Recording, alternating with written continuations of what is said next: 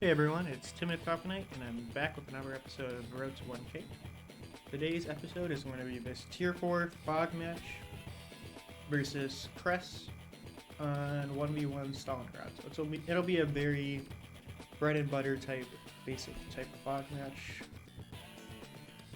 So yeah, let's take a look at the map for a quick second here actually. So I know I've covered Stalingrad in the past, but may as well put out my thoughts on it again briefly here. Basically, it's a pretty open map. You have these pipe seams here, which are mainly used to, they are mainly used to make it a little bit easier for you to divert mainly your air units to this area from this pipe seam, but also any vehicles that you build from this base here, they can just go through the pipe seam, and then they don't have to go all the way around in order to get over here and reinforce. Usually you're going to be able to be just fine with these two bases here, so you don't really want to prioritize opening these up. But later game, once you can afford like neo tanks and bombers or even medium tanks, you're going to want to start blowing these open. Just as you get your units out towards the front, so that when you have more of those units coming out, they'll get out to the front a little bit faster. The other thing to note on this map are the two comm towers. The one closer to your HQ is the one that is your opponent's comm tower. You can put it like that. It's going to be easier for your opponent to get to that comm tower. But it is for you to, even though it's like sort of like the way that the production centers are placed on this map makes it so that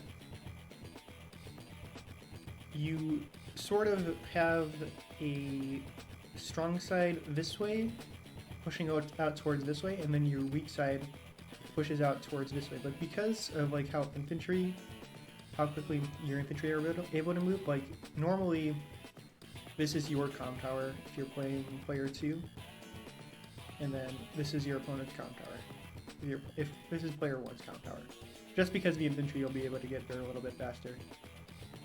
And then because it's the weak side, you're going to be able to hold on to that pretty easily with like even just an artillery, but also like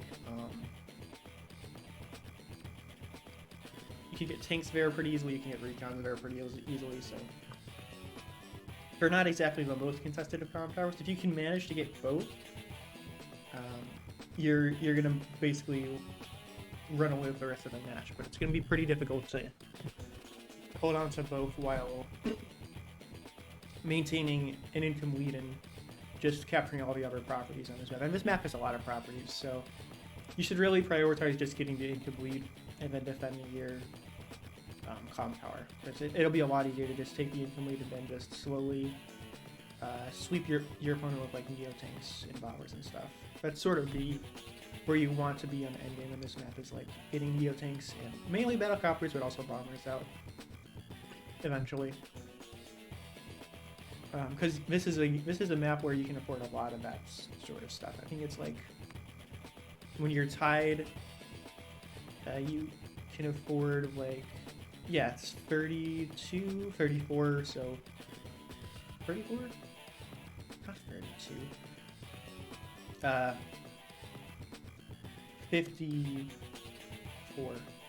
So that's 27k per player per turn.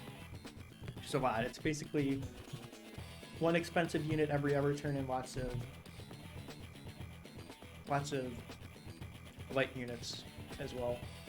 So that's basically Stalingrad. It's a very bread and butter type fog map, so it's good to learn how to play on it. As usual, I'm picking Jess for Tier 4 fog because Jess is my Tier 4 fog pick. Generally, Sammy is someone who like you could theoretically use in Tier 4 fog.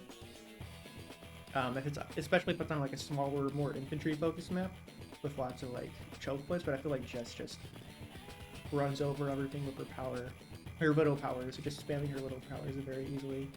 Another decent pick on this map, I think, could be Adder. Just because it's pretty big, but I think Jess overall gives you the win. And as you can see here, she does have the highest win rate out of all the tier 4s. So, yep. But as you can see here, 50-50 on country wins, so this is a very, very balanced map. But yeah, let's go ahead and get started with the replay. So, very basic infantry moves to start out with, obviously, so I'm going to skip past the first couple of turns, but what's important here is going to be each player's build order a little bit. Come on. Fog matches sometimes take a little bit to load the vision for each player because the replay doesn't really necessarily like that much, but yeah.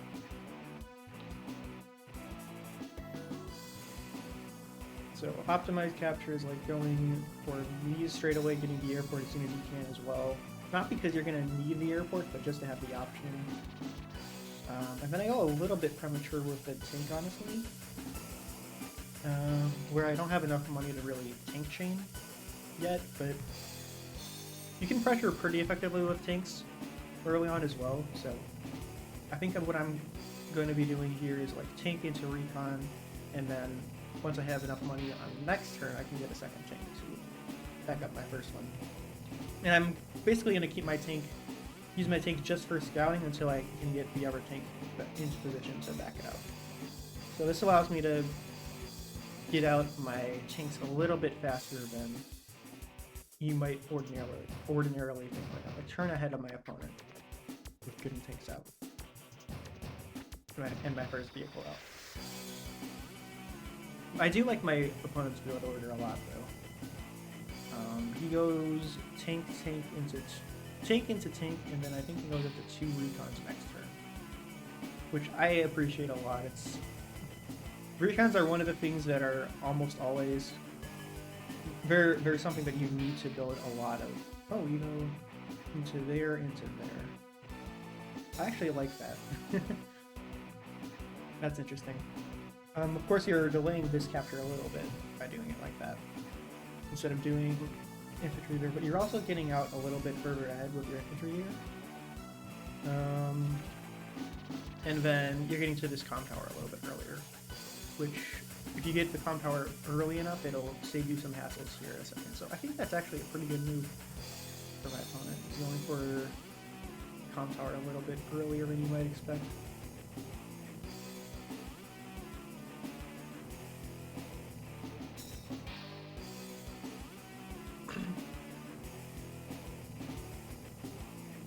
But yeah, obviously moving in with most of his units here, and so as you can see here, I went tank, anti-air. Tank, recon, tank, anti-air, which is a little bit of a weird thing if you don't really expect it. But yeah, and now I have the tanks in position with each other now, so that's pretty important. They're in range of each other, so they're covering each other now. I have the anti-air moving into support as well. And I am getting out tanks and more recons as well. You definitely need like 2 recons on this map at some point, because it's so big. So one recon for your weak side, 1 for your strong. Honestly, you could use a lot more than that on this map as well, because there's lots of roads for them to run around in, and it's very easy to just interrupt infantry. Like, the infantry spends like 5 or 6 turns walking all the way here, starts capping, and then gets interrupted by the recon. It's a pain to like keep your infantry around for a good amount of time, so that's important. So I join cap here, and then I pivot my tanks back so that if he decides to keep on pushing here, I can just move in with my tanks here and get a decent counterattack off. Well, all my vehicles. And then I also have a medium tank as well moving in to support in case he has more than like a couple of vehicles in this area, but I'm kind of assuming that he's not going to have that many in this area. So, tank recon. That's unfortunate because it means I'm going to have to deal with stuff pretty easily. He takes out my recon there as well, which was a little bit unfortunate, but he's definitely putting his tank out a little bit further than it should be right now. So, because I have my vehicles in position here, I'm able to get a very, very good counterattack off. And then I have the recon here as well to scout out this area. Basically, well, honestly, I don't know if it was the best idea to leave the recon on the road there. Honestly, if I'd kept it on this plain style, he might have gone for it as well anyways. And then I would be fine here. You have to get it off a lot of good first strikes over here. The thing that is like not the best about this move is like it's revealing the anti-air, so my opponent knows where it is, and like there's no way I built 2 anti-air at this point, so he's able to move in pretty freely with his battlecopter here now. Like that, taking out the infantry there. So now I know where his battlecopter is, so I'm gonna have to pivot my anti-air all the way back over there, so it'll be a couple turns. Here's a couple of turns in which his battlecopter can do whatever it wants there. And so far, like,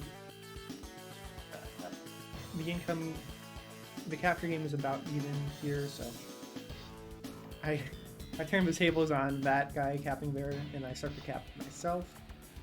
That's part of why I really like recons, is like you're able to do stuff like that, they're able to maneuver in like that, and because my opponent doesn't actually have a tank in the area, I don't think he's actually able to, well, he might be able to kill it with the battlecopter plus the recon. Yeah, battlecopter plus recon probably goes there. Especially with the planes bonus, but he's not going to be able to do that with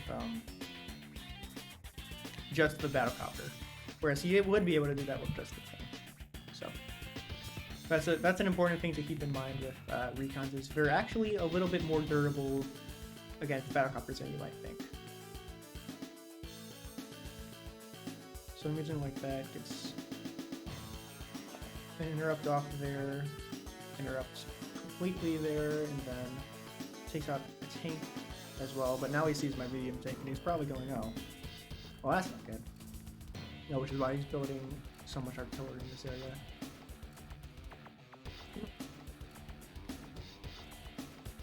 But what he really should have done was, I'm pretty sure he should have had enough money to afford it, was to just build a medium tank, because when you see your opponents teched up to the medium tank, you sort of need to immediately tech up yourself as well, because otherwise you're just giving your opponent free reign with their medium tank to do whatever they want. But like if you can't really just swarm it with light units and expect to get anywhere with that. So yeah. I'm basically having a field day over here with my units here.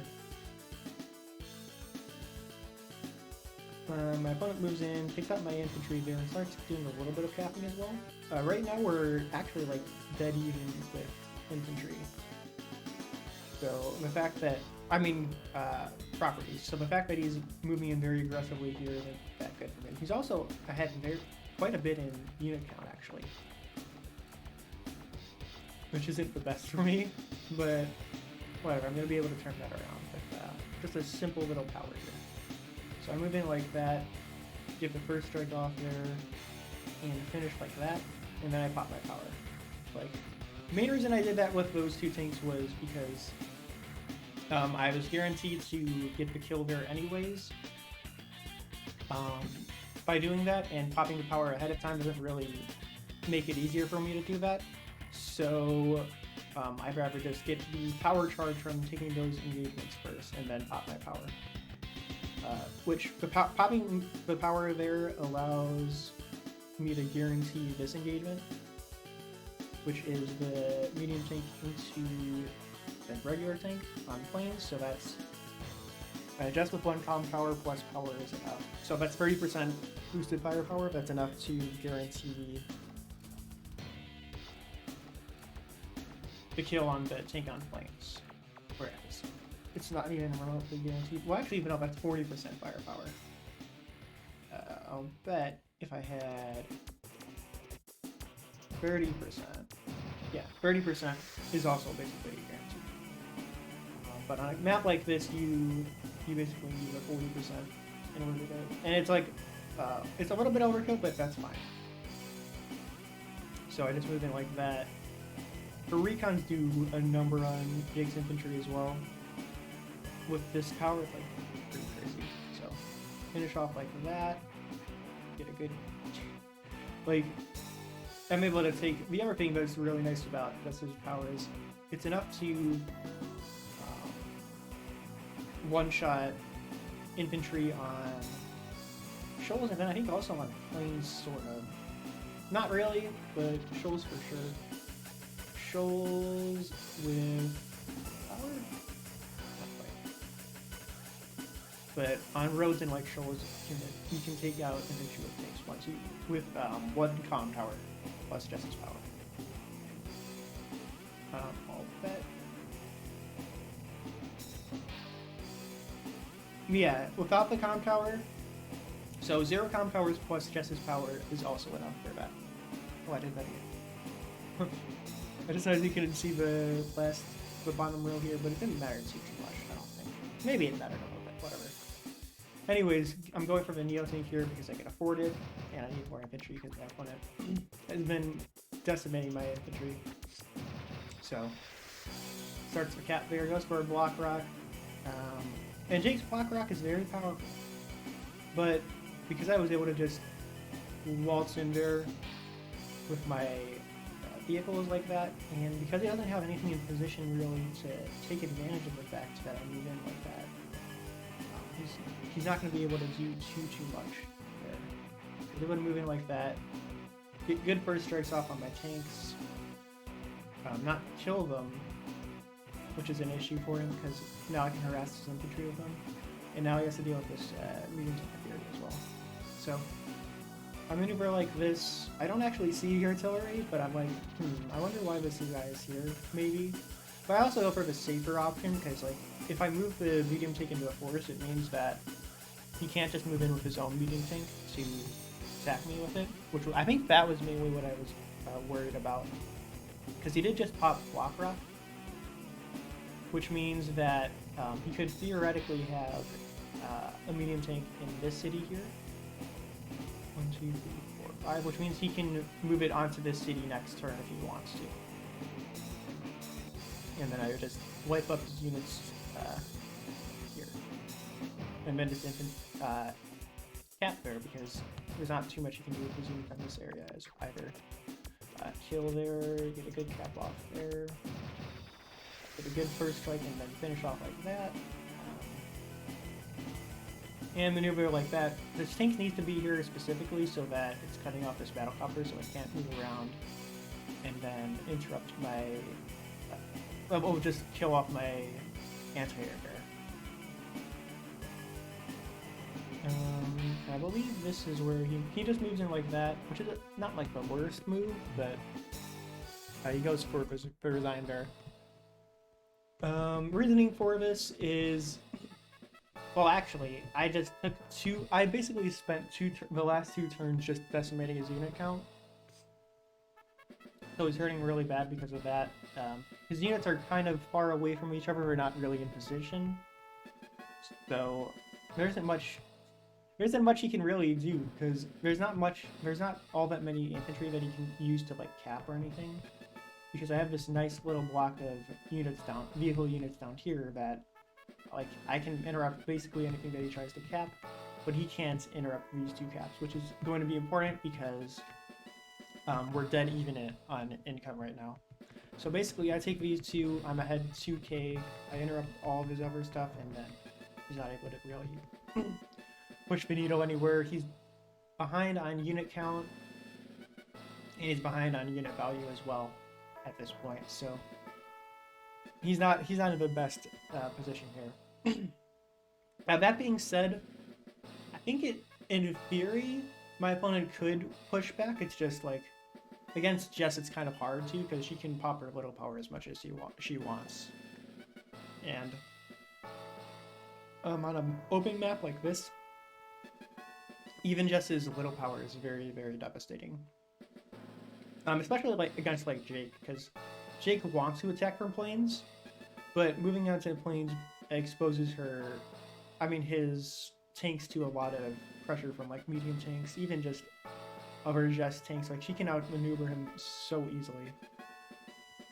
So that's about it for today's match, actually. So next time on Road to 1K, let's take a look at where we are in the match list here. Not that one, this one. So next week is going to be this High Funds Tier 2 match against Black Blood on the map Odyssey 0. This was back in the older days, but I think it's probably got same tier lists. Not mid. Let's do high. Yeah. Where, yeah, they haven't updated a lot of the High Funds to the new tier lists yet, but basically Grid was in tier 4 for the longest time in High Funds.